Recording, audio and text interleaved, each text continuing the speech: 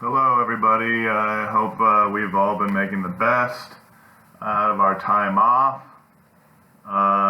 We need to get back into the swing of things. Unfortunately, it's all going to be e-learning for the foreseeable future. I know it's probably not ideal for me. Maybe you guys are happy to be out of school.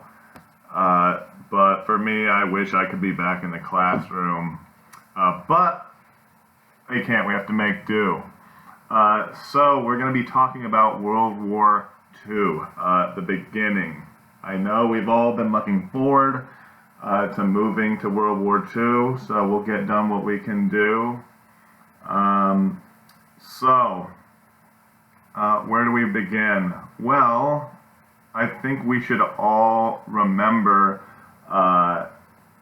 we all remember World War I and the way the alliances kind of shook out, where it was France and Great Britain and the United States and Russia against Germany and Austria-Hungary and Italy, and then Italy switched at the end, and the Ottoman Empire. So they're going to shake out pretty in a similar way. It's going to be the traditional Western ally.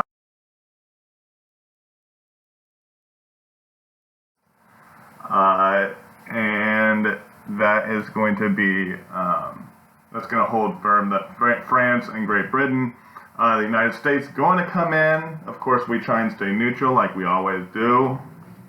And Japan is going to be kind of a new player on the world stage. As you can see by the map, this really is a global war, a world war.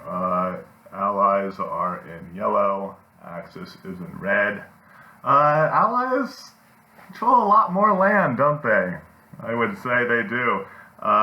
Germany, and up there's Finland, which basically joined the Axis because they were trying to fight the Russians. The Russians were invading them, so they allied with Germany.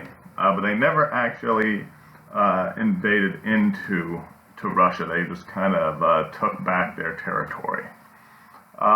Okay. So obviously our first ally, we have the Allies and we have the Axis. First ally is the United States. FDR, we remember him, right? Especially from our talk about the New Deal, that we did the Apex on for our first e-learning. So the U.S., we're trying to recover from the Great Depression, right? Just like First World War, that's not our business, right? We're trying to kind of just do our own thing, let Europe do their thing. We are the largest industrial economy in the world. So we are in the type of wars where it's all about resources and production. Having being the largest industrial economy is a pretty big deal. So, and we are close friends with England and France. So, and FDR more so than the American people. The American people don't want to get involved. FDR is going to do everything he can to help Great Britain when the war breaks out and the U.S. is still neutral. So the United States has a few, we're trying to be big players, okay? We're trying to be big players in the world stage, and that means you have to expand your influence, right? So the U.S. has several territories. Biggest one, most important one is the Philippines, right? And we took it over in the Spanish-American War, fairly sure on that. And it is one of our large bases. Can't remember when we grant them independence, but we eventually do that. That's the yellow arrow. The Philippines, they're very close to Japan. You see right up there north of the Philippines is Japan, so that's going to be a big deal. U.S. has a naval base in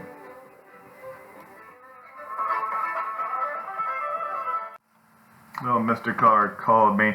Okay, so we have the Philippines. Then, of course, you have Pearl Harbor, which is the green arrow, where you have our big base. That you know what happens there.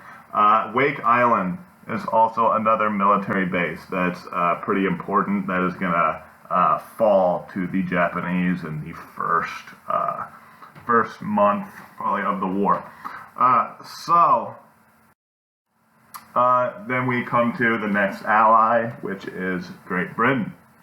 So Great Britain, they are doing okay during the Great Depression, in part because of their large overseas empire, but it's starting to kind of become a little bit too big to handle.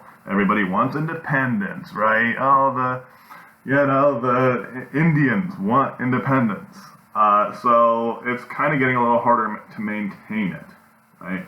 But they have a large overseas empire that they are able to exploit, and they have the world's most powerful navy. They have a lot of debt from World War One. And they're kind of sympathetic to Germany and how, because Germany has a lot of crappy things done to it in the Treaty of Versailles.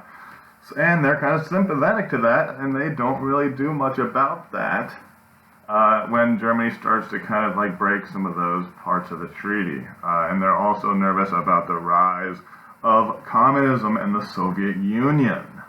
Right? And communist uprisings are a big fear in all countries of Europe at this time. Every country has a communist party or socialist party that is trying to take over. Very threatening to the existing power structure. So they are very suspicious of the Soviet Union. So here we can see Great Britain's massive empire, like I was talking about. Canada, Australia, you have India, the yellow arrow, also Egypt, Middle East. That is going to get people, there's going to be a lot of oil and other resources that are going to be shipped from Egypt and Iraq. So, and then you have Singapore. There, that's the orange arrow. The Japanese are going to fight a battle, and they're going to take Singapore from the British in World War II. Like I said, the British, this is what they're known for. Their complete control of the seas, right? 7 aircraft carriers, 15 battleships, 184 destroyers. This is kind of their main strength, right? And this is the only reason that Nazi Germany was not able to invade Great Britain in World War II, because of the strong navy to defend the island, right? Okay. Then, of course, you have France. So France, led by this Maurice Gamelin, general who served in World War I. And remember, guys, I'm always talking about the general that is always fighting the last war, right? This would be the prototype right here. Fighting World War II like it was going to be World War I. He just did not see the Blitzkrieg combined armed warfare coming. Mobile warfare. You have Charles de Gaulle, who is the symbolic head of the French resistance, chaired the provisional government, the kind of French that resisted the Nazis. And then you have Philippe Pétain, who led Vichy France. After France fell, there was an occupied France, and then there was a free France, the Vichy French, that collaborated with the Nazis, and they were granted limited political autonomy. Very limited. They're basically puppets of the Nazis. So, France, like I said, they actually had a larger army and more tanks than Germany at the beginning of World War II, but they mass them around the Maginot Line. and they think it's just going to be kind of a trench warfare type situation, and they do not. The number of mistakes the French army makes in the outbreak of World War II is stunning, really. They should not have been beaten so easily. Then you have the most unlikely ally, which is Russia. So Russia is now ruled by the Communist Party, by Stalin. He has purged the military leadership and the upper class and anybody that could be viewed as an enemy to the communist revolution, to the Communist Party. Stalin was afraid that some of these successful or popular generals, while even they might not really want to overthrow him, opposition groups could end up recruiting somebody that was popular to kind of head their group and become an opposition party. And he wanted to stamp out all traces of opposition. So anybody that was even popular enough to possibly become a problem was taken out. He instituted a lot of 5-year plans. This was an effort to get more manufacturing in Russia, and this did work. I mean, he did get rapid industrialization of Russia, but he also collectivized the farms and starved a whole bunch of people, and threw a whole bunch of other people in the gulag and mass murdered a whole bunch of other people. And the communists, they were known to, it was not just Russian communism. Russia was supposed to be the start. Lenin wanted global communist revolution, and the communists were supporting communist revolutions in other countries around the world, notably China, that we just talked about. China, one reason why it's so ripe for invasion is it has a civil war going on between the Chinese communists and the Chinese nationalists. So Russia is fostering a lot of discontent, and they're sponsoring a lot of communist movements in other countries, including Germany. And that's one thing that Hitler he hated the communists, and there's their main political rival early before he rose to power. So yeah, nobody likes Russia because they're always trying to stir up trouble in everybody's stuff, right? So the communists, they collectivized the farms, so they took farms away from private citizens, they turned them into collectives, and this led to massive drop in productivity and mass starvation. Education is taken over by the state, and it's basically, Big Brother, worst nightmare. Everybody needs to inform on their neighbors if anybody has doubts about the party. Loyalty above all else, kind of a nightmare scenario here.